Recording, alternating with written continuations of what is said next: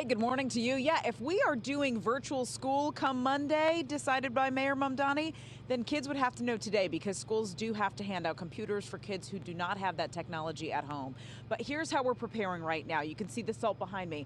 That salt gets mixed with water to make a nice brine, and it's going on the streets. In about an hour, you're going to see crews brining the streets, the bike lanes, and of course the sidewalks to make sure that the city is safe if we do have to continue with work and school come Monday morning. Mayor Mamdani will be making that call. He didn't say when, but it will be soon. He did say his goal was to keep schools open, but that means safe and clear streets. So roughly 2,000 sanitation workers will start 12-hour shifts Saturday morning. As soon as snow accumulates to 2 inches, crews will start snow removal efforts. Today, outreach workers will begin their mission of getting vulnerable New Yorkers off the streets to a warm spot because we'll be hit with whipping winds this afternoon. 700 salt spreaders are also ready to hit the roads. Listen.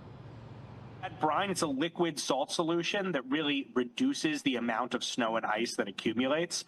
And then we will be loading our salt spreaders.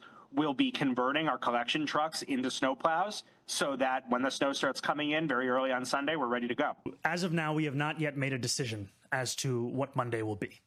And we are going through every different aspect of the impact of a possible decision.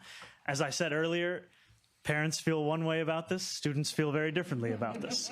What I want to make sure, however, is that we are making a decision that does not have a massive impact on people's day-to-day lives, not only this coming next few days, but also for the school year in its entirety.